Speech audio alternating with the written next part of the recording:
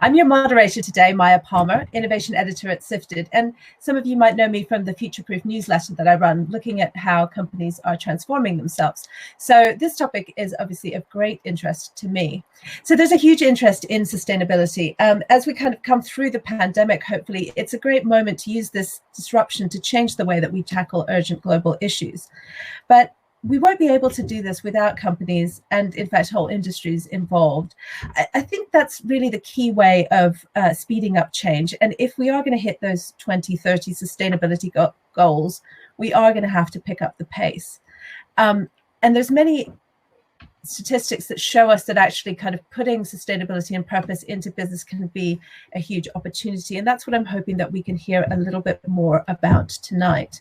Now, our hosts tonight are Idean, a global design studio, and they help businesses transform and launch new products and services. And I want to hand over really briefly now to James Haycock, the General Manager of Idean UK, to give us a little glimpse of what they do and also why this transformation topic has become so important to them. So welcome, everybody. We're Idean.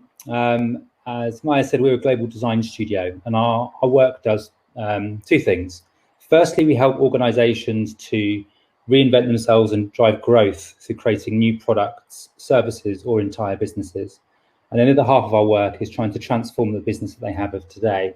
And increasingly over the last year or two, we've seen a need, but also an opportunity for organizations to put sustainability and purpose at the heart of their organizations. And so we wanted to host this evening to kick off that conversation with some friends, clients, and family to really stimulate the debate. And so we've got some great speakers in place to help drive that conversation forward.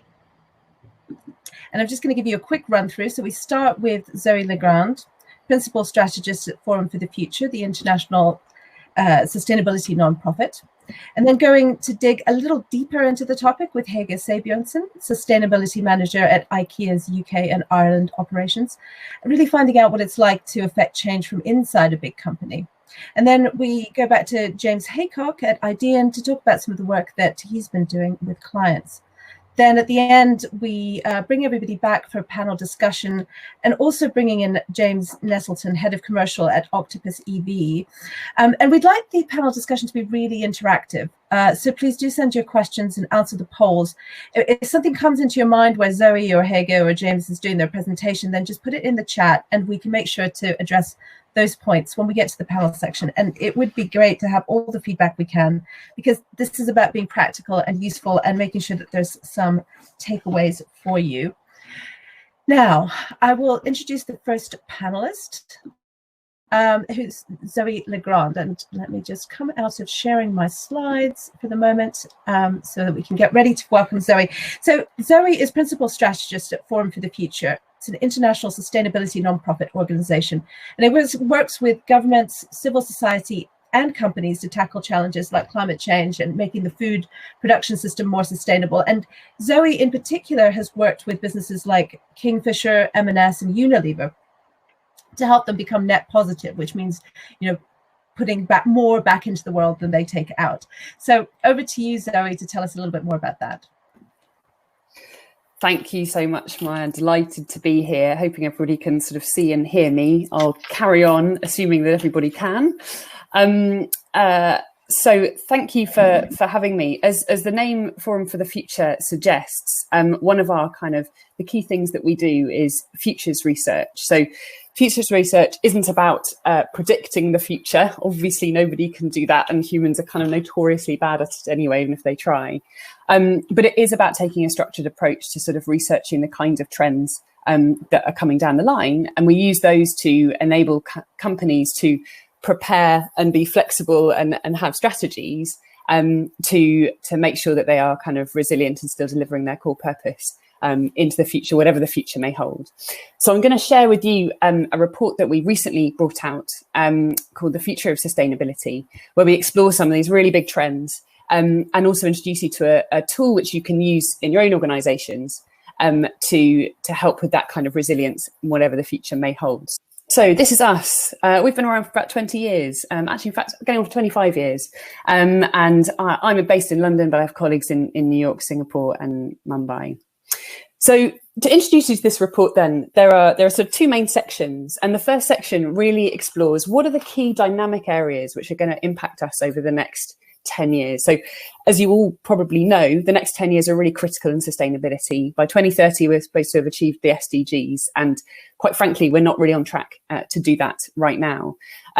So when we look out at the next 20 years, it's really important to understand the kinds of big global trends which will be impacting on the world, but also impacting on, you know, every single business in sort of different ways. And instead of looking at individual trends, we thought for this report, they all, of course, interact with each other. All trends are kind of interlinked, whether they're environmental or social or economic, they all impact on each other. So instead, we've looked at what we think are dynamic areas of trends, those clusters of trends, which together are going to have a big impact on the next 10 years. So starting at economic crisis and reform, it won't be news to you.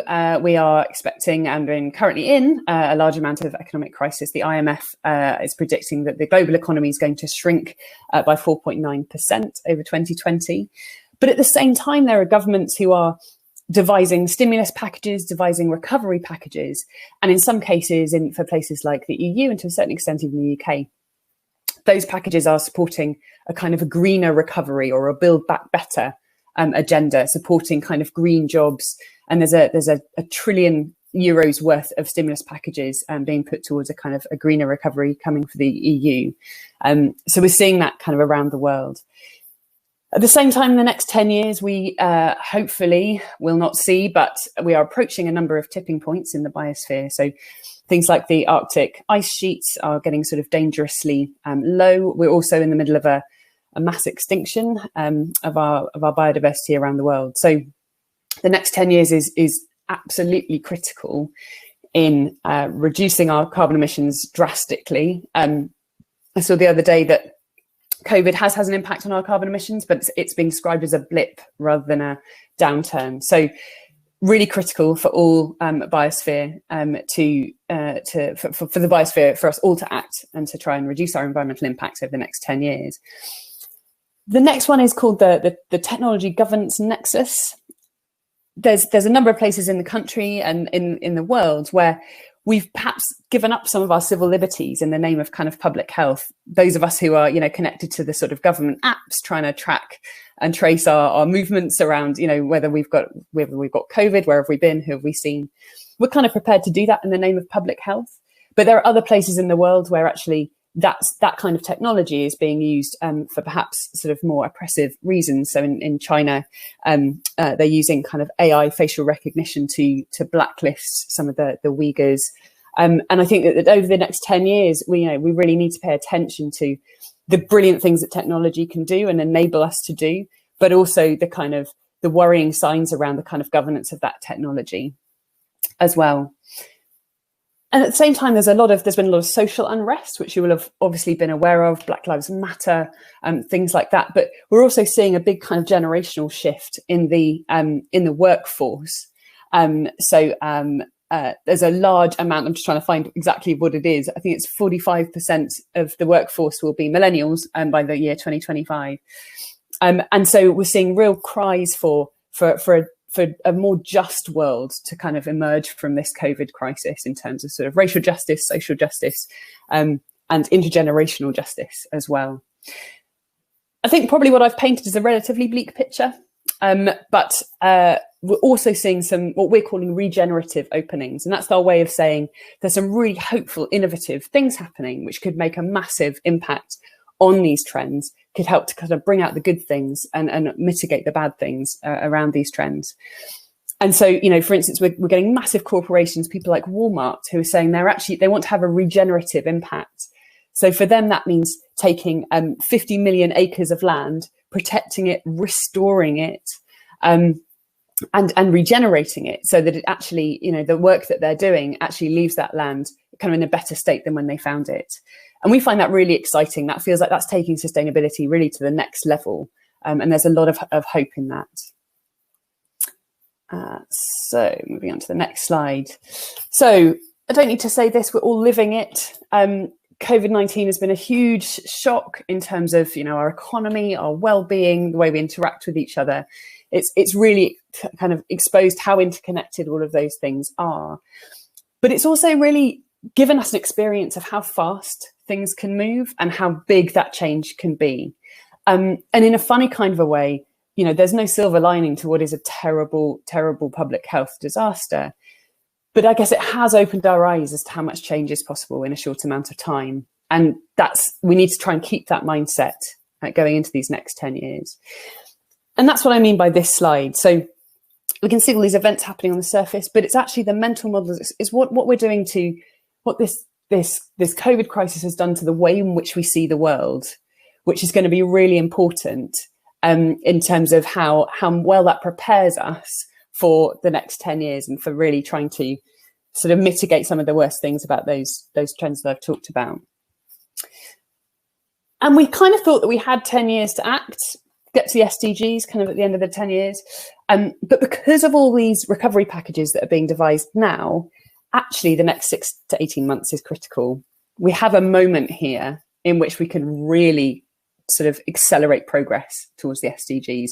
And it won't be a moment that will be open for very long. So we have to be really kind of conscious that the decisions we make now could have really important ramifications over the next 10 years.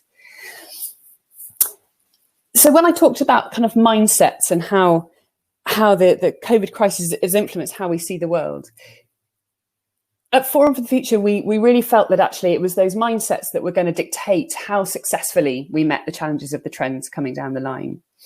And so what we did is we've devised a set of 4 different trajectories. And these trajectories are based on 4 different mindsets of how we could emerge from this crisis and tackle that next 10 years. So the first of these, I'll run through these quite quickly, but they're essentially a tool within the report which you can use, you can take back to your organizations, and you can consider, okay, you know, if you're looking at this mindset, at this trajectory, you know, what are the risks and opportunities for my company? And how can I make sure that I'm, you know, delivering my sustainability goals, regardless of which of these mindsets really becomes dominant over the next 10 years? So there's one mindset we're seeing, which is a kind of compete and retreat nationalist mindset. It's saying, you know, there's not enough to share. We've got to retreat to our own. Our survival and prosperity comes ahead of the survival and prosperity of others. And it's about nationalism and boundaries and not kind of sharing. And it's kind of the end of international cooperation. It's one mindset. The next one is really building on this this tech sort of nexus, tech governance nexus. And this is where really people grab onto the fact that actually we need more control in our lives. We were scared by COVID. It was very, very unsettling. And actually we need to have that control, you know, by governments, essentially, to keep ourselves safe and to keep stable. And actually, we need to go back to where we were before. And in order to do that, we're happy to give up some of our civil liberties and have more government control. So that's another kind of a disciplined mindset which might emerge from this crisis. The other mindset might be that actually, you know, this is the first of many shocks. So we're expecting a number of climate impacts to come down the line. You know, it could be that the cry for racial justice only gets louder, and we get kind of wave after wave of these sort of cries for social justice, of these kind of environmental shocks. And actually, this is the new normal. You know, this kind of weird scenario that we're in, where we've got kind of pandemics and things impacting us. We just have to get used to it. And actually, to be successful in this world, you've got to be adaptable. You've got to be flexible. And now for the last one, what I'd like to do is share a video, because it will explain it sort of possibly better than I will.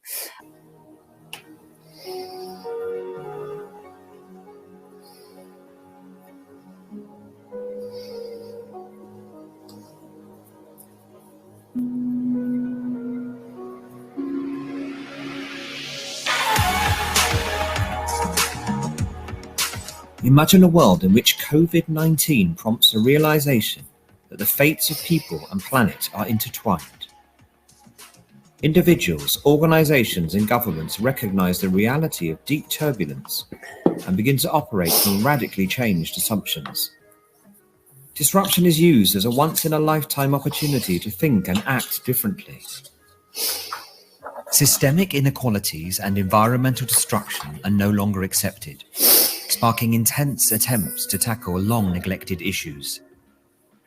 Early momentum comes from grassroots organisations, city initiatives, and pioneering businesses who begin to redefine their core purpose.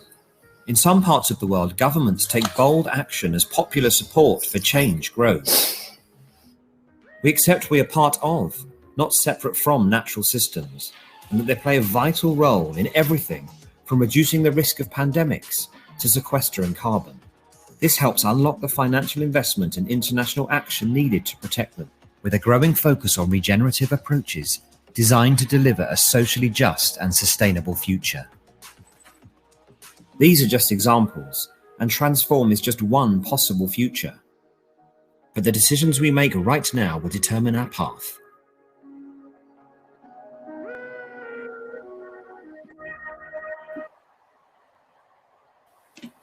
All right, so from probably what you've gathered, each of these trajectories, I guess, has its positives and its negatives, but there is only one that's actually going to really enable us to deliver the SDGs and to make it to the end of the decade in a kind of better state, and that's the transform trajectory, the video I've just shared. So what I'd like to kind of leave you with is just a number of ways in which, you as your organisation or your business can really help to create the transform trajectory. The future isn't something which happens to us. It's something we are active architects in. So I would really encourage you to try and think about what is the future that you want to create, and how could you do that? And I'd encourage you to strive towards the transform trajectory. So the first thing you can do is to really raise your ambition. If you have a sustainability strategy, often they just look at sort of trying to reduce harmful impacts by 10, 20%. Really try and go beyond that. Try and think about how you can put back more into the environment and society than you take out. How can you go drastically carbon positive, for instance? How can you lead and empower consumers to act through the products and services through your interactions with consumers? How can you innovate your business model so that you're reducing consumption, reducing that kind of material throughput, and you're actually trying to replenish the environment rather than just sort of stopping harming it? And building the capacity of employees and stakeholders, and not just seeing them as kind of units in your business. Look to redistribute value across the value chain. Value often tends to kind of pool at one end, where there's an organisation which perhaps sort of takes most of the value, and actually often the farmers are kind of at the other end of the supply chain are actually left with livelihoods which they can't survive on. So how can you look at models which could redistribute that value? If you're in agriculture, invest in regenerative agricultural techniques. And what I mean by that are the kind of agricultural techniques which sequester carbon back into the ground, which is exactly what we need to try and meet the climate crisis. And then advocate, use your voice, use your vote as a citizen, use your voice as an organisation to call for bolder action on climate change and on biodiversity collapse and all of the issues that I've talked about. Because quite frankly, government's been way too slow. And so we need a much bigger collective voice to say, this is a business issue. This is an issue for all of us. And we demand greater action on it. You can find the full report at this website. But I do just want to leave you with that quote that, we're the architects of our future, not its victims. And you can choose how we get to 2030. And I'll leave it there. I'll stop sharing. Well, thank you so much, Zoe. It's kind of an uplifting and inspirational view. And I think it's a great one to kick off with, kind of what can we do? I think the thing that I always come across, though, is that, when you get to the practicalities of things, daily life gets in the way. And so this is when, just before we hear from Hege, I'd really can hear me. I have a question that just wanted everyone to maybe have a think about for the moment. It would be really interesting to hear from you. What are the top blockers to you making change happen in your organization? So while we always have lofty ambitions, what are the things that actually are stopping you, making that a reality? And so if you go to the right-hand side of your screen, you should see the poll being live. And if you can kind of share your thoughts with us, I think that would help us direct the kind of panel discussion portion of this. Now back to the rest of the presentation. I'll do the build up for you as well, so everyone knows who you are. But James, of course, is General Manager at Idean UK and an expert in corporate innovation and helping businesses grow through experimentation. And in the past, James, I think you've been looking really a lot at financial services in your book, which is Bye Bye Banks ? Which was a look at how incumbents were being threatened by fintechs. But the new area of interest is very much this sort of purposeful corporate innovation, which I think you have a new book out on coming out next year. So have I plugged that enough and given people a little flavor of where your mind is just at the moment? So over to you, James. I'm going to see if I can find Hager's slides and we'll be right back with you. Fantastic. Thank you, Maya. Brilliant. So what I wanted to talk a little bit about is what we see as the next wave of transformation, and also what we can practically do about it. So I think Zoe set out a bit of space there to talk about action we can start to take, and I kind of want to take that down a level and really think about what people can do today. So I'll briefly touch on the next wave, but then focus on next tangible steps. So I think Zoe did a fantastic job of describing the challenges we're facing, and there's many, and they're significant and complex. Just want to see that my slide is presenting okay.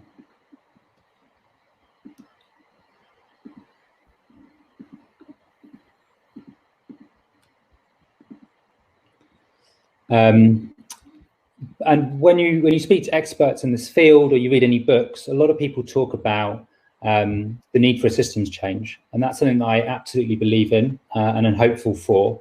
But when I personally think about it, I'm not too sure how I can play a role in making that happen. And so what I wanted to think about and share with you today is what we can do in our industry to make a more tangible change. And I think acting at a company level makes it a lot more possible to be thinking about this. And I actually took this quote from the great report that Zoe shared just now, and I think it really creates a call to action for us all. I think business can play a huge role in this transformation, and very specifically, I think the industry that Idean sits in, but also I think a lot of the industry for the folks that are on the call sit in. So the design, innovation and transformation industry, I think, can play a critical role. I think agencies and consultancies like Idean, but also the client organizations themselves. And I think the reason that I believe that is that our work explicitly focuses on how you can change organizations. So whether it's changing the business of today or inventing the business of tomorrow, I think we can play a massive role in trying to make some tangible action now. A lot of us in this industry have spent the last 10 years talking about the importance of a shift towards digital and the importance of customer experience. And those organizations that have done that haven't just survived, but they've really thrived. And I think as we look forward, I think we need to have a belief and a vision that as we look forward over the next 10 years, the successful businesses of that time will be those that are purpose-led, those that put people on the planet at the center of everything they do. So it's a build on everything that's worked to date, i.e. being digital, agile and customer-centric, but more. It's about being sustainable, inclusive, diverse and resilient. So I wanted to focus on 5 tangible things that we can work on now. The first really for me is around building a narrative for your business. And I'm actually through this talk going to use the analogy of the innovation industry a lot, because in some interviews for the book that Maya mentioned, a couple of experts we've spoken to have helped us draw parallels there. Organizations, when they're thinking about innovation, are talking about doing new things that they don't do today. They're talking about new capabilities, new business models, new partnerships, a variety of new things that they don't do currently. And so I think there's some tangible things that we can draw from that and apply to this field, or at least I personally think that. So the first thing really is about how you can build a narrative that works for your business. Now, for organizations to have raised investment for digital transformation or innovation, they've often told a story of a burning platform or a huge growth opportunity. And I think we need a very similar one for this moment, one that's very, very relevant and tangible for the specific organization that you're in. And this story really is one that enables you to get stakeholders and sponsors inside the business, really understanding what it is that needs to be done and how your specific industry will be impacted. And so much like when telling a digital transformation story in the threats, I think there's several components that we can use here. So we've spoken about digital native challenges for years, and much like there are digital native challenges, there are planet native challenges. So here are just some on the side here. And I think any number of sectors that you look at, you will find these organizations that have been born of this new mindset, and they're demonstrating huge growth. But it's not just about the competitors. Consumers are increasingly expecting companies to act like this, but other shareholders as well, so investors and also regulators. So I think organizations need to build a narrative around the business. And often, what you can do in that scenario is hypothesize about events that can happen. Again, I think this needs to be done very tangibly, but we believe that markets are going to be reshaped by gatekeepers to them. I think many of us will remember a few years ago when Google updated its algorithm to sort of change how they did linking between websites and how they ranked websites accordingly. It's not too much of a stretch to imagine there could be a new update to Google's algorithm that really focuses on the carbon footprint of a web page or even an organization and ranks pages accordingly. Now, if they do that, that has a huge impact on the traffic that will drive to websites. And I don't think this is too far-fetched to imagine. But there are other gatekeepers as well. So we're very familiar with the idea of products being labelled from a nutrition point of view, but there's a lot of conversation at the moment about carbon labelling. There were some prior attempts at this, but I think it's far more likely to happen in the near term now. And so, what if on a retailer's website, whether it be fashion or food, you can see this labelling that will attribute the carbon footprint of a specific product. And what that does, again, is it has the potential to drive huge response and footfall from customers. And another example would be price comparison. So for many industries, price comparison websites drive a huge amount of their customers. Now, at the moment, this is very much focused on price, but again, is it too much of a stretch of the imagination to think that they might take other factors into consideration, like the footprint of an organization? I believe Skyscanner are already doing this today, estimating the carbon footprint of a flight, but might this happen much more broadly? So I think organizations need to think about what's the narrative that works for your business. And I think it's one that needs to move beyond the need to do this because it feels right. And I think leaders do believe that this is the right thing to do, absolutely so. But it needs to be brought much closer to their organization and very tangibly. And really, they need to see it as being the driver of success in the future for them. Now, Unilever is one of the best examples of this. And this is Alan, their CEO, talking about he sees no trade-off between responsible business and strong business performance. And this is the sort of mindset that we all need to create inside our organizations so we can move beyond this idea of knowing it's right and actually moving to action. And we've seen this in a number of conversations with clients this year where they really understand it, but then you talk about getting it on their roadmap and they really struggle to prioritize. And I think that's because this narrative and understanding with stakeholder groups is missing. So I think that the next thing really is to think about collaborations. And this is both internal to your organization and external to your organization. Internally, who are the people that are going to help support you and fund you? So the stakeholders and sponsors that are critical to have, but also who are the working groups that you can get momentum around. Outside of the business, those collaborators are hugely important. We're trying to do things that we've not done before. And that means it's difficult and that means it's hard. And I think finding people to share learnings and share stories with is hugely important, not just to sort of accelerate our progress, but critically to be able to deliver some of the complex challenges that we need to do. So this here is an example where Triodos Bank, together with Tesco, Podpoint and VW together, have introduced charging points in Tesco car parks. Now, that kind of collaboration doesn't not necessarily always happen, but it's exactly the kind of collaboration that we need to see more of. John Lewis working with Fat Llama to offer rental around furniture for homes is another great example. The next one is really to think about the tools of our industry. And really, this is about how we sort of completely rethink all of the tools that we use to develop new products and services. And I think it's a systematic evolution, but I think it's an evolution of things that we already have in place. So much with the drive to digital, where people have been trying to create skills around design thinking or lean, for example, there are new skill sets to learn here. Much like there are new product development processes that we've tried to introduce in recent years, there's evolution to those here. So I think we need to systematically look at how is it that we go about our work, and how can we make tweaks to all of those different things to start embedding this in the work that we do. And this is throughout our journey. So when we're discovering opportunities, new ways to identify value for growth, evolution of ways that we think about evaluating those ideas. So we move beyond just having desirable, viable and feasible view, and we think about impact from a societal or environmental perspective.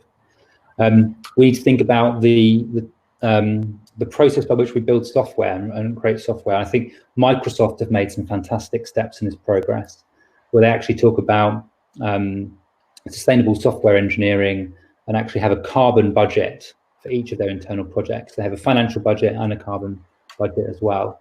And we really need to think of that throughout all of these things. And that sounds like a tough thing to do, but actually in recent years, a lot of client organizations have done this already with a shift towards digital and design. And so our suggestion is, how do you leverage that existing movement and evolve it slightly? The next thing is to think about how to build new skills.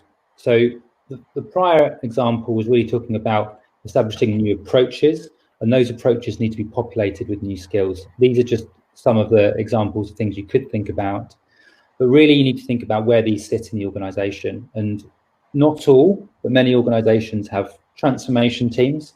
They're the people that will transform the business of today, and they're thinking about, you know, the routes to market, how you transform what we're doing today. And you have innovation teams, and they're thinking about their business of tomorrow. And so the suggestion is that in both those places, how can we embed these new skills so it's at the heart of the machine for how a business delivers change? There's been a lot of talk about, you know, the move from CSR to the Chief Strategy Officer, or even the Chief Executive Officer. But I think actually bringing it down a level and thinking about how do we get these activities to go to market is really critical. And then finally, about how you tell your story. Again, this is about both internally and externally.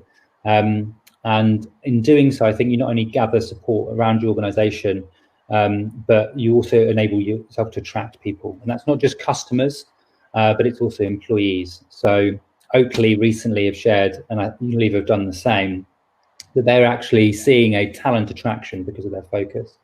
But I think the key thing here is if you tell this story far and wide, you can help you're not only yourself by attracting people and customers to you, but you can also kickstart a movement around you. So really, in summary, what I wanted to do is highlight 5 very tangible things that I think we as an industry can start with now, while the systemic change is hopefully starting to take place. It's about building a narrative for your business, creating a community both internally and externally for what you're doing, retooling how you work, supporting that retooling with new skills, and finally telling your story and helping the movement. And I'm just going to zoom out on the final slide here. So I made this point at the beginning, but we're facing a huge crisis at the moment. But I think in crisis there is great opportunity. And I think, you know, there are opportunities here for leaders in every single category to be created around this movement. And that opportunity will create great growth. And I'm going to use what Zoe just said. We need to move with real urgency here. So this isn't about 10 years. This is about the next 6 to 18 months. And so organizations need to be moving much, much quicker today. But hopefully those things I've just outlined will help make it much more tangible so people can make a start.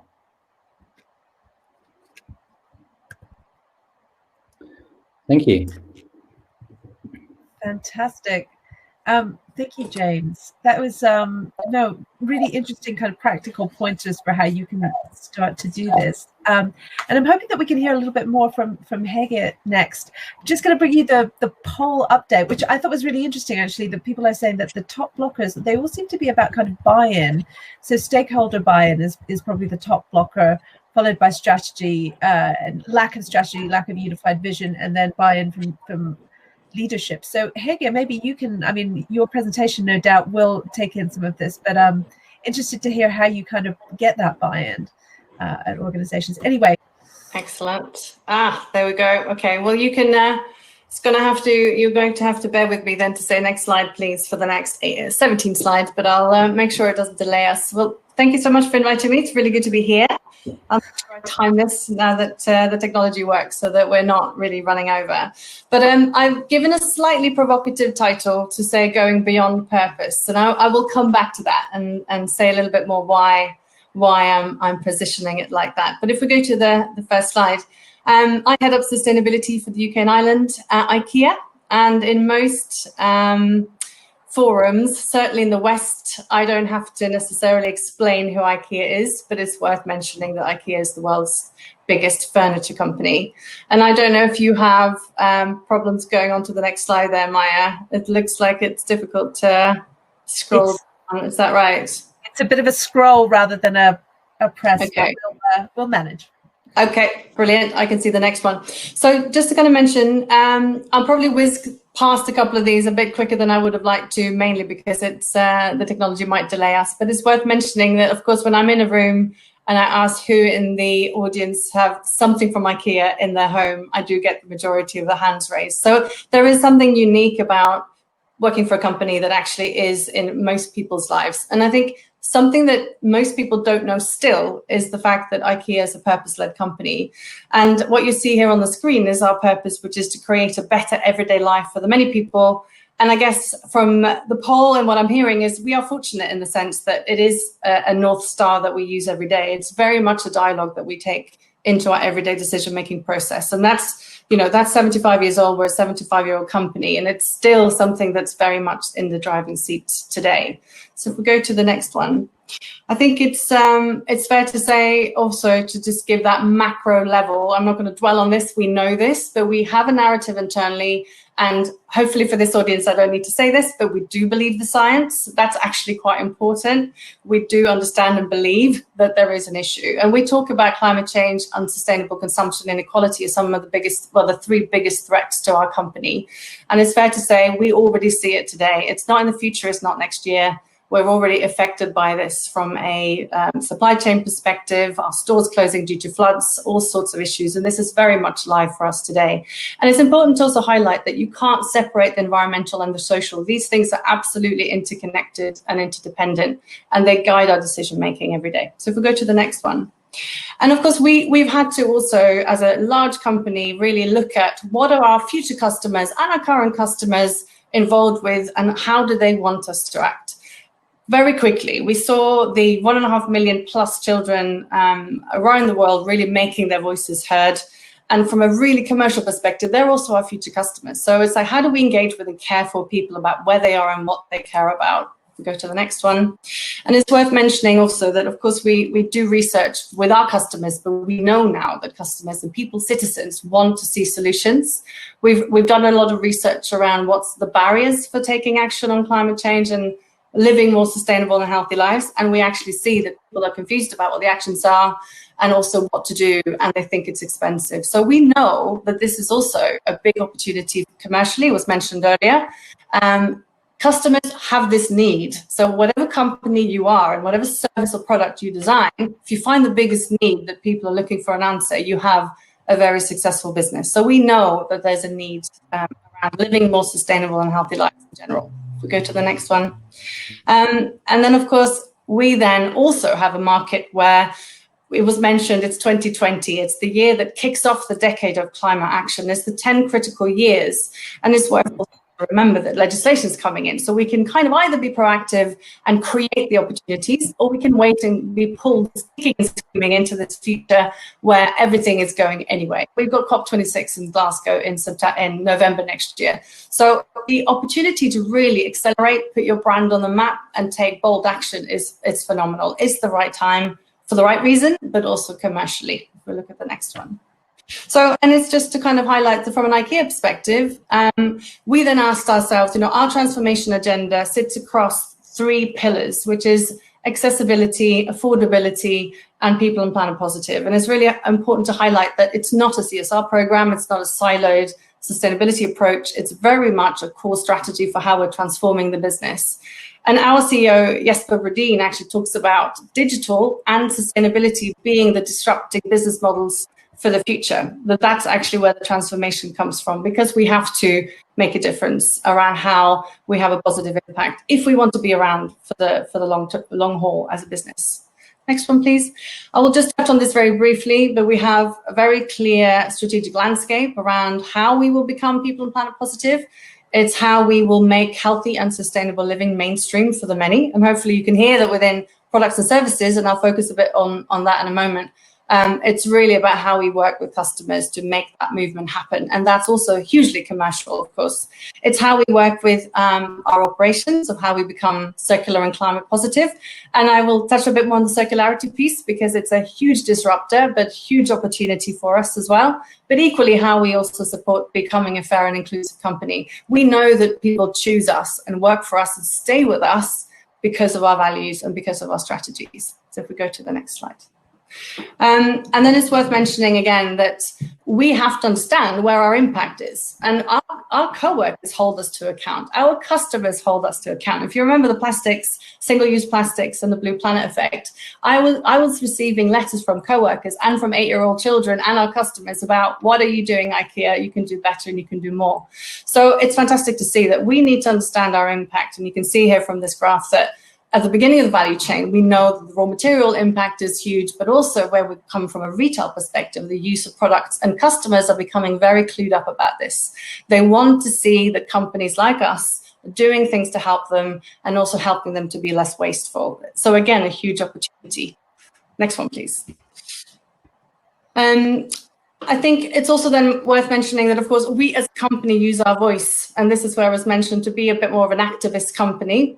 You might not necessarily see Ikea as such, but you can see that we are actually taking a real lead on the areas where we really feel that we are testing and trialing and taking action. And one of the examples is the BRC, the British Retail Consortium's Climate Action Roadmap that we just launched recently with the BRC. And it's an example of where we have to collaborate to make this movement. No one can do it by themselves, but we can bring companies together to learn and share, but also to move the dial together around cross-organizational, cross-sector ways of working. So that's just one example I wanted to highlight, because actually that's also a roadmap for any retailer to take on board and learn from and use within your organization. Next one, please. I think I'm probably I've lost a little bit track of time, so give me a little sort of heads up of where I'm at. But then I just want to mention Circular Ikea is absolutely by far the biggest disruptor for us. And laddering up to that, we set huge ambitions to become a circular business by 2030. And you can see some of these KPIs around how that means that all of our products will be made from recycled and recyclable material. We have to innovate around our business models, so how we pass on products, how we help customers take circular consumptions into the day-to-day, but also how we join forces with others and collaborate. And the next two slides shows a little bit about how we start and how we have to think about it. And again, we can't think in a linear way around this type of transformation. For us, it's about how we design our products, it's how we meet our customers, and how our supply chains are set up. And we have to innovate in all of those pockets. We cannot do a linear innovation process in this instance. We have to learn by doing, and there's a lot of trial and error. And that's the kind of holistic nature of how we look at becoming a circular business. And if we go to the next couple of slides, you see some examples of where we've started. It really is about starting with the design side. It's about taking a huge leap around mindset change in the business, starting with what we've now developed as circular design principles. We know that customers want to see their products last. We've done a lot of research around customers not wanting to feel wasteful. They will go to a provider, a brand that can support them in making sure that they don't feel bad about buying what they need, but also passing on those products once they move city, or they're done with that, or they want to move on with their life. So it starts with the design principles. And if we go to the next slide, just to show you a couple of examples of what that looks like in practice. And it can be very humble, and it is about building your capacity for understanding what to do. So, for example, a small, humble product like the cookies basket is made from recycled plastic. So is the Kunstbecker kitchen, which you wouldn't tell. It's not a compromise anymore. It's actually about combining quality and sustainability as a quality impression and good design. It's also about bringing innovation like the wedge dowel. It's amazing what you can get very excited by when you know the impact it has, how it makes disassembly and readjustments really simple. So now that we can actually do that, we know that products can have life. We just recently launched our furniture buyback and resell. It got a huge amount of press again, just seeing how much they're really craving for companies to do the right thing. And that's something we're launching now, just around the corner. So if we go to the next couple of slides, I'm just coming up to the end soon. That led us to setting a real sort of action and take a stand around Black Friday, turning Black Friday into Green Friday. And we're this Friday, actually, this week, so good timing. We've just launched buyback and resell in 27 markets. And it's fair to say that this is part of us testing our own capabilities and really understanding what works and be willing to fail, but also understand that we had to test this first on a small scale before we could scale it in 27 markets. So this is something we're really excited about, but also we have to test and try and see what that does to the business. If we go to the next slide.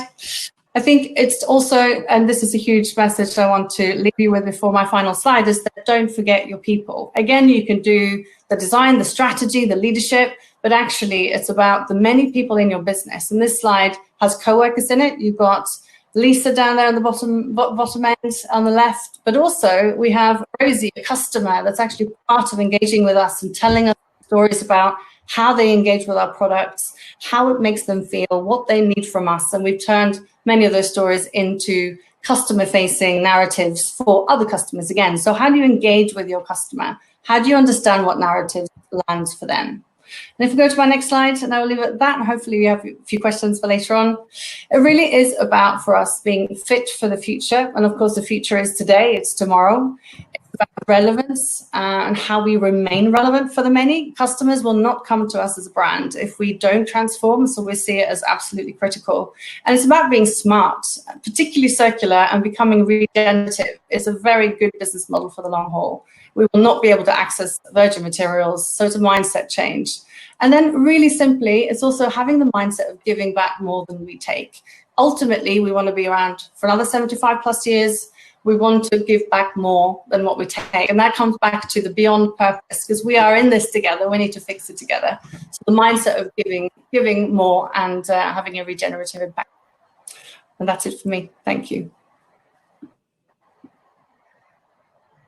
Okay, and I think we're back. Thanks so much, Hege. That I love the sort of the wedge dowel. I mean, I love the fact that it can be sort of small things like that that make a difference. But let's move now to the panel section, where we can kind of really begin to take up your questions. I'm going to have a quick check to see sort of, what questions we have. If you haven't already taken part in the poll or put in your questions, do that now. And I'm going to introduce, also joining our panel is James Nestleton, who is the head of commercial at Octopus Electric Vehicles. And that's a company that helps people switch to electric cars, taking care of things like finance, sourcing the vehicles, charging, and all the rest. And I think what's really interesting about James is that he comes from a venture capital background. So he was formerly at Downing, and then before that at InMotion Ventures.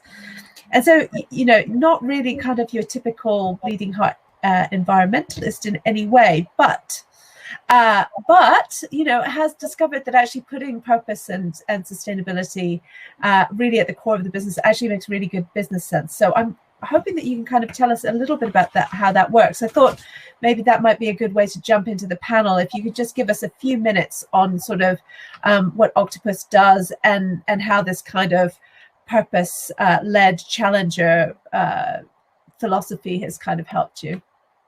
Sure. I'm hoping you can hear me okay. Beautiful. I'm hearing you all right. Yeah, absolutely. I mean, there's an amazing story to be told about the fact that venture capital as an industry is also finally waking up to the fact that investing in things that matter and investing in the environment is also really exciting, which unfortunately it's an industry at left just as that was starting to, a realization that was starting to hit home. So yeah, Octopus Electric Vehicles is part of the Octopus Energy Group. Octopus Energy is one of the UK's kind of fastest growing kind of energy companies. We're a funny one in that we still kind of think of ourselves in many ways as a kind of a smaller upstart energy provider, started about kind of 4 or 5 years ago, but we've now got 1.5 million retail users, about 30,000 plus business users, and so we're now getting to a scale where we can have a real impact. Octopus Electric Vehicles was created as really to further the core purpose of why Octopus Energy exists, and I think for me that's why it's such an exciting story, and it's ultimately why I joined the business. Octopus Energy wasn't created out of a sense of looking at a business opportunity and saying, is there a niche in the kind of energy market to provide renewable energy? It was started because there was this kind of central vision which said, how can we use technology to do two things in parallel? So one, to drastically increase the quality of customer experience someone can expect from their energy company. And two, how can we shift not just energy, but how can we shift the country with technology towards a renewable energy footing?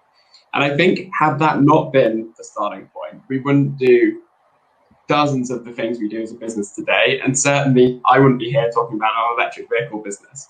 It's the fact that we've always seen our purpose as bigger than that, and that we've seen it as being this wholesale shift required in energy consumption, both on the supply side and the demand side. That's why we've started Octopus Electric Vehicles, to help you with electric vehicle leasing and electric vehicle charging installation and energy tariffs. That's why we've started Octopus Energy Services, one of our other subsidiaries, which is all about installing smart meters into people's homes. It's why we've taken a much bigger step, actually, and started licensing the tech platform, which has enabled our growth and allows us to do things like design smart tariffs, which help people pay less for energy when it's cleanest and pay more when it's more dirty. So that platform, Kraken Technology, we now license that to some of the biggest energy companies in the world to help them do things better, to help them serve customers better, and then be more sustainable. And I think for me, all of those different elements of what we're doing, they're all driven not by this kind of functional sense of we've created an energy company, we want to be a really good energy company, that they all stem from the fact that we have those kind of two elements to our purpose. Great customer service, trying to provide a fair price for all of our products and services, including energy, and just doing whatever we can in any domain to shift the whole country towards a more sustainable footing. Fantastic. Right, lots of questions coming in. So I think we should probably just jump in, really. There's a couple that have immediately come in for Hege, so I'm going to take those ones first. There's an interesting one I thought that kind of ties in a little bit with what James is saying, because you guys are on the opposite sides. James is the kind of challenger company coming in. You're at a big established company, sort of trying to take a leadership role really in that change. And so there's a question from Andrea Fisher about culture change at Ikea, and I'm just wondering whether you could talk us through about sort of how do you bring that new mindset in there for some of these initiatives. Yeah, sure. Well, I think it's important to start with that it's not necessarily new. So the fact that it's been there for many years, I think the importance is that it's evolving and it's growing and it's shifting. So I think it certainly helps us that we've had the purpose as a core in the business for a very long time, well, for many years always, and also we have very strong kind of principles. If you Google manifesto of a furniture dealer, Ikea, you'll find the manifesto that was written by Ingvar Kamprad right at the beginning of his start of the company. So that there's a culture there already. But I think what you're asking is, how is this becoming mainstream, and how is sustainability becoming, or has become, the innovation driver? And I think there are many layers to that. Of course, it helps when senior management is a good spokesperson, leadership spokespeople. But I think it is also about having good examples and interesting structures around how we need to tackle certain problems. And becoming circular is the biggest problem there is. So we can see there's a huge amount of innovation driver just from wanting to become circular.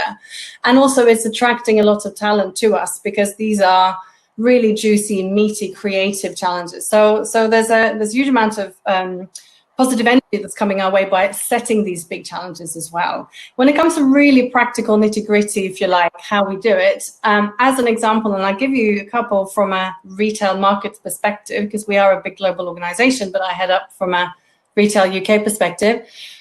One big movement that we made was to make our country CEOs also chief sustainability officers. It was a really quite bold movement to make sure that each CEO was also clearly responsible for sustainability. And we have now cascaded that into our business. So we've actually named sustainability manager in every senior manager's role in the UK and Ireland. And we've also created huge internal engagement, calling it Leap Year of Sustainability, so that we are really showing a 360 engagement framework for what every function and every person in the business can do. It is complex and it's not easy, but there is something about creating it as an engaging, exciting approach full of opportunity.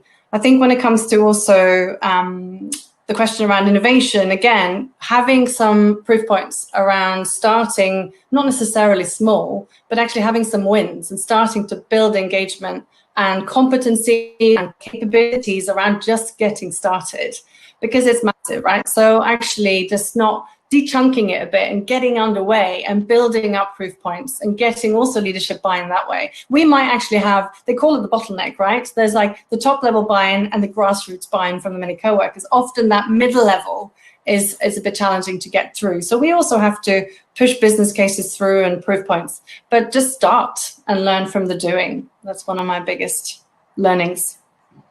No, sounds sensible. And it's nice thought, actually, that the best way to get people to pay attention to something is to actually put it in their job title. So I like that. I like that very much as a tip. There's also another question for you, Hege, before we move on, just from Harry Shaw, which, he's asking, could you not bring the deadline forward? I know that seems like you're already working probably very hard, but if we are facing this climate emergency, isn't 2030 sort of too long to wait? Is there anything you can do to speed up further? I would love to say absolutely, let's make it 2025. Of course, that's not to say that things aren't happening at the moment. I think what to highlight, particularly when it comes to circular, it's systemic and it's cross-sector and it's really complex. So just to give you an example, we don't even have the recycling capabilities in this country. The manufacturing setup isn't even in existence. So there are certain things that we can do as a company, but there are many things that need to be taken at government level, and that's where we lobby. So if you like, we are already on a good trajectory for bringing in recycled content in our products. But actually, it's a broader narrative around how we need to work with government and other sectors and other companies to find innovation for some of these challenges. Some of them don't have answers right now. So just to kind of rest assured, 2030 is certainly no kind of resting position. It's more a kind of a roadmap to really understand that some of the setups around us need to evolve, and that's again where we lobby government to actually incentivize and invest in infrastructure. And we also invest in companies such as a plastics recycling plant in Holland, where we are now a minority stakeholder. But again, we need to build these capabilities. They don't exist. So, but I love the passion and the drive, and I completely share it. But join us in trying to move it quicker, and maybe we can move it a bit faster. Yeah, so lots of lobbying needed if we're going to get there. Now, there's another question for Zoe this time. I think people are really interested in the kind of mindsets that you had in your report around sort of this moment of change. So just a question about what's the process that you and the team went through to define those? Sure. So I think what we did was to research into the kind of mega trends, the kinds of things which I shared, but then we also complement those with what we call sort of signals of change. So looking for those tiny innovations which are kind of almost on the edges or in the niche, which could, if they went mainstream, have a massive impact. And usually what we do is we'd use that combination of kind of research techniques, and it's desk research and it's interviewing experts and all of those things to create what we'd call scenarios. So create sort of different worlds of the future that then businesses and organisations can use to test their strategies. But we felt there's so much uncertainty right now that actually we really kind of almost decided that we couldn't paint a realistic world because there's so much that can change. And instead, we're systems thinking geeks, as there may well be other people on this call who are as well. And we went back to the queen of systems thinking, Donella Meadows, and she talks about lots of different levels at which you can try and create system change. And one of the most impactful levers for that change is the mindset level, how people see the world. And so we said, actually, what's going to be critical in whether or not we're successful in addressing the big challenges that we've identified is how people view the world.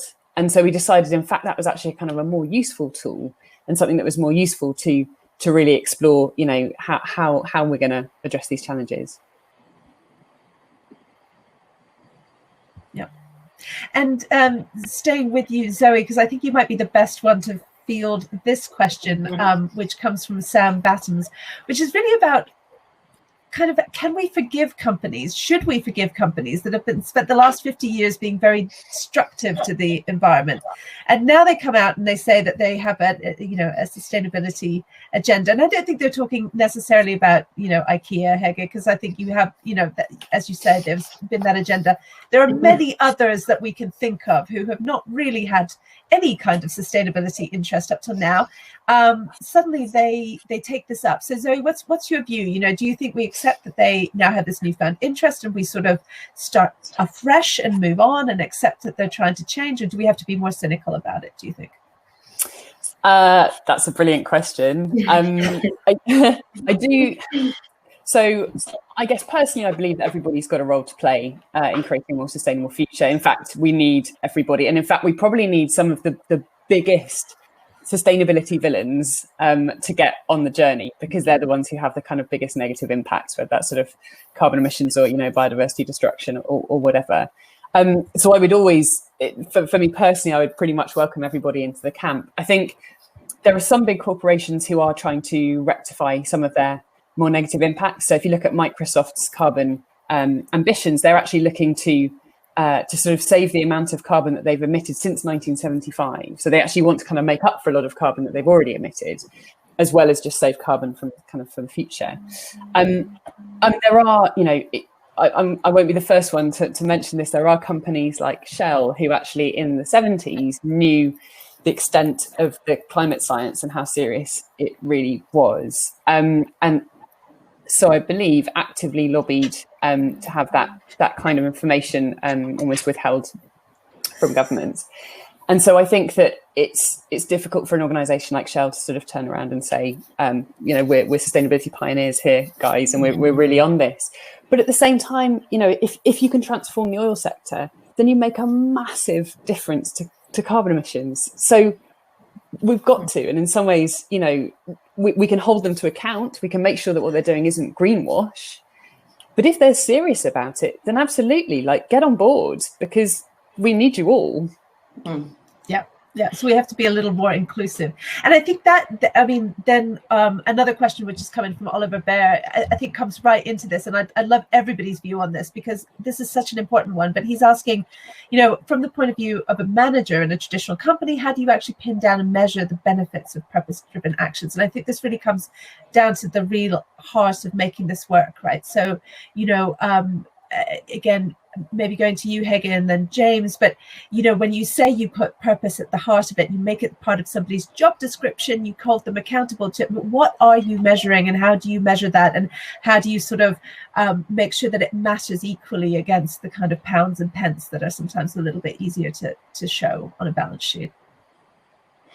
Yes, it's a really important question, and I think it bridges nicely from Zoe's response, because ultimately, first of all, the challenges that we're facing are so big that we need everyone on board. So to kind of vilify any company or sector and kind of, suggest they're not part of the solution is actually just going to be going in the wrong direction. But I think what's really important is really clear KPIs and goals. It can't be a marketing campaign or sort of a nice narrative to make people feel good. And I think as a really specific example and initiative, Ikea signed up to science-based targets, which is not made up from our company point of view. It's it's in alignment with the Paris Agreement, making sure that we're limiting our carbon emissions to make sure we don't go over an increase in temperature by 1.5%. So this is something that all companies can sign up to. And you can say, if companies are not willing to do that, then you can start to question what their commitments are. Because ultimately, certainly on the regenerative or environmental sustainability approach, you have to measure the carbon emissions of your business practice and your value chain. And if you're not willing to do that, then how committed are you? So that's a good place to start, but also to understand and start with an analysis of what is the impact of your business to your customer and your coworker and your community and your supply chain, and understand how you set targets against that. It can't really be something that's fluffy. It needs to drill right down into targets, and just linking it back to what I shared around putting sustainability management in people's job descriptions. We have now, and this is how nitty gritty it needs to be, it's actually started now to trickle down into linking country goals to performance and potentially bonus, but also right down to individual co-workers in the development talks. It's that specific. It really needs to get into that sort of level of practicality. Yeah. Yeah, make people's bonuses depend on it. Another good way of getting people's attention. James, and this is to James Nettleton. I will come to you, James Haycock, in a minute as well. But James Nettleton, how do you do it at Octopus? What are the kind of measurables that you put sort of front and center? Well, I guess we're lucky in that in our product, and all of our products are such that the more of them we sell and the more customers we have, the more we contribute to sustainability. Every customer we get is another customer on a renewable energy only tariff. Every electric vehicle we sell is another person that's, in the most part, given that the market share of EVs is very small right now, almost all of our customers are new EV drivers. And so again, I guess that's the privilege that you have of having started relatively recently and having aligned kind of your whole business model and your whole product and everything you do around that. But clearly, we're not perfect in the challenges in what we do. So certainly, if we look at the electric vehicle business, there are questions that we still need to ask around the sustainability of EVs, how they're made. Circularity, particularly in battery production, is a really big question.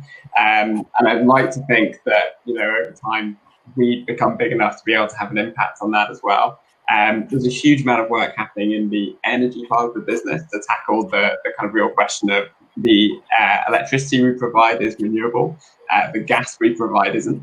And so tackling that through technology development and R&D and going much further than a lot of traditional energy companies and doing that is a big part of what we're doing. So I think, even in our case, there's imperfections in that. And so I think for us, it's less about, I think it just comes down to, we're not setting targets that say we want to do X, Y, and Z by X year. We're growing incredibly quickly. We're raising lots of money because people are bought into what we're doing, and we're running as fast as we possibly can to make everything that we're doing bigger and better, and to tackle the bits of our business which aren't as sustainable as they should be. Yeah. And then to you, James Haycock, given that with Idean you sort of get this macro view working with lots of businesses, I'm just wondering have you seen anything really, interesting that people are doing in terms of being able to kind of make these things really measurable and practical and part of people's day-to-day job description? Yeah, absolutely. And Oliver, thank you for asking this question, because I think it's probably one that many others on the call have, and one that we encounter with our clients a lot. Sometimes I think you need to start with the leaders and stakeholders around you and really build that narrative, as I was talking about before, because hopefully over time you can work with them to help them understand that purpose will drive performance over time. I think that understanding is an important thing. It doesn't actually answer your specific question, so I'm going to get into that. A lot of initiatives that we see organizations working on are innovation initiatives. So the idea is that they will create future value. And that value is identified as, based on some hypotheses or assumptions. If we do X, then Y will happen. And I think this is very much the same. And what you need to do is you need to try and find the things that people really would understand in an organization. So it might be around awareness. how is it by doing something you'll be able to shift awareness of an organization or shift a brand perception? It might be around customer acquisition. You might be thinking, how is it by making this movement, you're expanding the reach of an audience that you can capture and address in a market? It might be around something like churn. By making some of these steps, what we're going to be able to do is help customers engage with us for a longer period of time, which means that all of our marketing investment will be more valuable and give us a greater return as a result. So really what I'm saying is you need to bring it down to the things in the business that are the currency of how you trade today, while the understanding is more broadly understood around profit begetting purpose, because that might take time before it happens. So really, what is it the business trades in? Sometimes it's conversion rate, sometimes it's retention. There's usually something, it might be average revenue per customer, and really trying to tell your story around the difference that your initiatives will make in relation to that. And in that way, I think it's very similar to an innovation or a change initiative otherwise. You're saying, here's what we're setting out to do, here are our assumptions, here are the things they'll impact. And those things are very, very measurable. That sounds sensible. Now, I mean, to be honest, I'm loving the questions. I had a whole bunch of questions prepared myself, but I feel like I don't need to ask them because I'm getting better questions from the audience, and people are trading book reviews as well. So this is like a brilliant audience. I'm loving it. But here's a really, really good point from Simon White, which is changing the pace a little bit, which is that we're talking a lot about climate change. But also, what about societal change? And we've only skirted the kind of inclusion issue. And then, I mean, we can talk about that more broadly, but Simon has a specific point about whether, B Corp status might be something that's useful and helpful in that.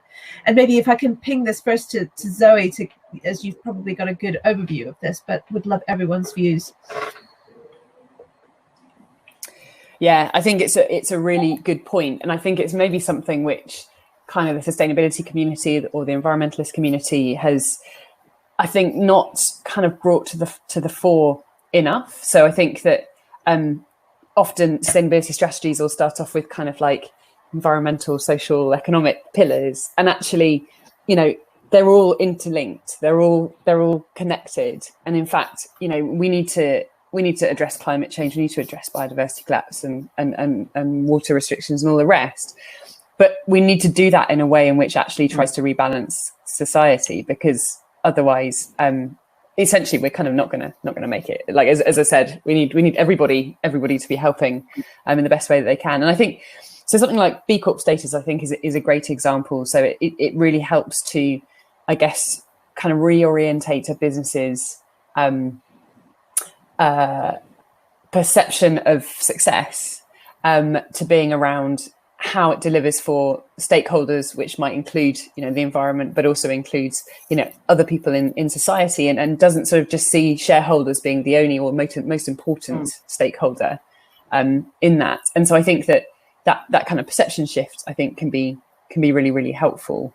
And I would love to hear from B Corps, maybe on this call, who are putting it into practice, and to see kind of whether how that's making a difference, whether it's making a difference, what kind of difference it's making.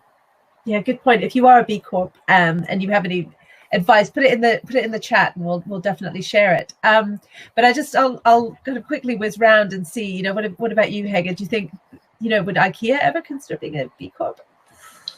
I'm personally a huge fan of B Corps. I think there's real value in having frameworks that are both unified and also supports business to really understand how to bring a more holistic point of view to how to transform their business. And as I hopefully shared earlier on, for us, it's not about environmental versus social versus community or co-worker. It's an integrated lens. And I think what's really important is to see how, I think particularly with COVID, the focus on people and the communities and the role of everyone, but corporates and companies, and the role of communities has really gone up the agenda. So in a way, we should all capitalize, we certainly are, we should all capitalize on this new kind of mainstream awareness of how vulnerable we are and how interdependent we are. So I think it's a really good time actually to really elevate the social dimension of people's sustainability or CSR agenda, I would say. Yeah. And what about Octopus, James? Is B Corp something you consider? And what do you take a stance on the sort of the the societal change. I mean, I hate to say it, but electric vehicles are still really expensive. Okay, that I can come on to. So that's a question. That's a question I can tackle. They're increasingly not. The whole life cost of a new electric vehicle is already at par or below a comparable ICE vehicle today, and it's coming down all the time, which is super exciting. In terms of our corporate structure of the group, that's definitely above my pay grade. But I think what really excites me personally about things like B Corp status is partly that it's a label and it's a badge that gives companies, regardless of how obvious their sustainability credentials or the other credentials that are part of that B Corp status are, it gives them something they can talk about and shout about and show what they're doing. And I think if your entire brand is built around sustainability, you don't need things to help you do that, but often it's not. And actually, it's organisations who are in across all sorts of different sectors where people might not, immediately think of the sustainability angle to what they do, that need those tools as well. So I think that's a really powerful thing. And I think it also is just a really useful tool to kind of hang purpose on as an organisation. Like when the founders of a business are still part of that business and can still be there and can talk about the purpose and talk about the vision it has, it's a much easier thing for everybody to see that and to understand it. But I think back to some of the bigger corporates I've worked at in the past, like Jaguar Land Rover, for instance, if you walked over to any given individual in that organization and said, what's the purpose of this business? You'd get tons of different answers, right? And and I think anything you can do to give people something that's unifying and that gives them a sense of why they're doing what they're doing and why they're doing it in the way they're doing is really useful. And I think B Corp status is an example of that. Yep. And James Haycock, does that come up a lot with you with clients? Is it something that they're actively interested in? And how did you balance the sort of societal element? Yeah, a lot of our clients are quite large organizations and often listed companies. And so I think while it's not out of the realms of possibility to become a B Corp, it's quite an undertaking. I mean, I think the thing I love about B Corp is yes, I think it offers a great marketing opportunity, but really it gives a framework and a guideline for people to follow, which is really, really important, because I think often people have a desire to think about building a conscious and purposeful business, but don't necessarily know what that would entail. And the B Corp certification process takes you through that in great detail, helps you think about the people policies, helps you think about how you might procure or think about suppliers. And so I think that and other things like that are much needed. There was actually a question I saw was whether government should pay for B Corp certificates. And I think that's a fantastic idea. I also think banks should be playing a role here. How do they help businesses to set up in a particular way? I think they have a massive role to play. The point about social impact, absolutely, and just to sort of reference the prior question from Ian, as well as thinking about opportunities, organisations need to think about risks. And so environmental and social crises can create risk to organisations. They can limit the future opportunity of the market in a variety of different ways. And so I think people need to factor these things in. And there are a number of very tangible examples this year alone where customers have boycotted organisations because of something the leader may have said or a policy in the organisation. And I think businesses today live in glass boxes. Because of social media, because of the internet, everything is transparent. And I think what that has done fantastically is it's enabled clients, customers to see into a business in a different way. And I think as a result, organizations absolutely have to think about social purpose, and it's how they operate as an organization as much as how they engage in the communities they operate in. Yeah, absolutely. That will make them change, that makes it kind of very aligned with their business strategy. But listen, we're almost getting to the end of our time. So I think as a kind of final sort of uplifting, let's get some takeaways from this. And I will give you the final word, James, but I just thought maybe we could go around very quickly and just have a thought from each of you. What would be your one key bit of advice that you would give to someone on how you can sort of shift the mentality of your organization to go from thinking about a sort of 10% improvement to really thinking in that kind of transformational 10x kind of way? So I don't know, I'll start with Zoe and then, you know, go around to James Hager and then James Haycock on your thoughts. So I would say, and actually, Hager, I think I'm going to paraphrase one of your colleagues from a conversation I had many years ago when you were talking about your net positive ambitions. Mm-hmm. And what they said was that actually having a net positive ambition to really put back more than you take out really unlocked innovation. And it was a much more exciting innovation challenge than like, oh, how can you just do this but with 10% less carbon emissions? And so I think that's, you know, that's what I'd say. Like, this is an innovation challenge of our generation, right? So like, use it as such. It's exciting, it's creative, and I think that's how I would sort of set it in. I'll take the baton. Sorry, James. I'm going to just build on that. It was like the perfect segue. Yeah, that would be mine too. I think forget 10%. Like, who's excited about 10% incremental improvement? Like, I can't imagine how that's going to drive any kind of excitement or true innovation.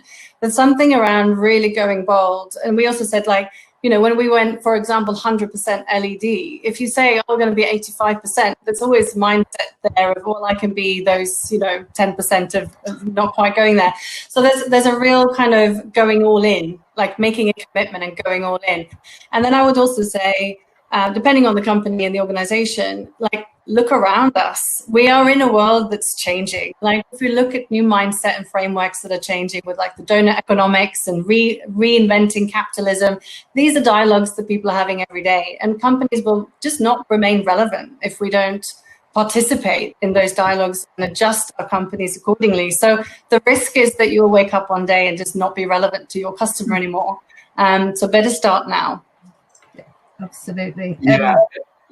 So I think that's just such an important point. And I think the challenges, there's industries where people feel like they can get away with it for a little bit longer, right? And they can get away with inaction for a little bit longer.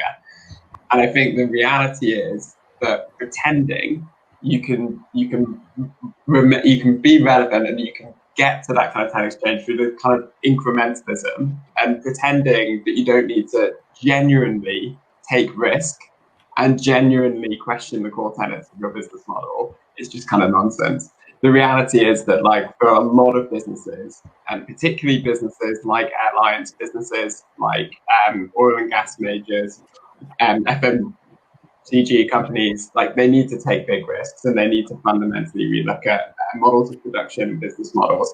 Otherwise, they're not going to make that big a change. They're just not. It is going to be incremental and it's not going to be fast enough. So I think it's quite important that, yes, we need to be practical, yes, we need to set targets, but we also need to not pretend that small changes are going to make a big enough difference, because they won't. And James Haycock, tell me, what are your sort of key takeaways we should be thinking about?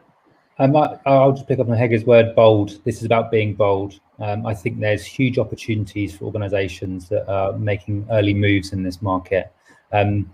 And the good thing is that's great for all of us. If organisations try and be the leader in doing this, it's great for all. And I think it will encourage others to do the same. So I think it's about being bold and it's about being urgent. You know, never have I heard a client organisation say that they'd started their digital journey later. All of them wish they'd started 5 years earlier. And I think every organisation needs to start this now. If we don't, we're going to be in a world of trouble. But be bold. Absolutely, be bold. And so on that note, I'm afraid we are going almost over time. So it's in fact, we have gone over time. So I just need to say a really big thank you to all the panelists for sharing the vision, kind of leaving us feeling fairly uplifted, actually, with our kind of mission on a Wednesday night. And what I really, really need to remind you of, I can't share my slides, but I just need to tell you that it's on the 2nd of December, same time, and it's about profit and purpose. And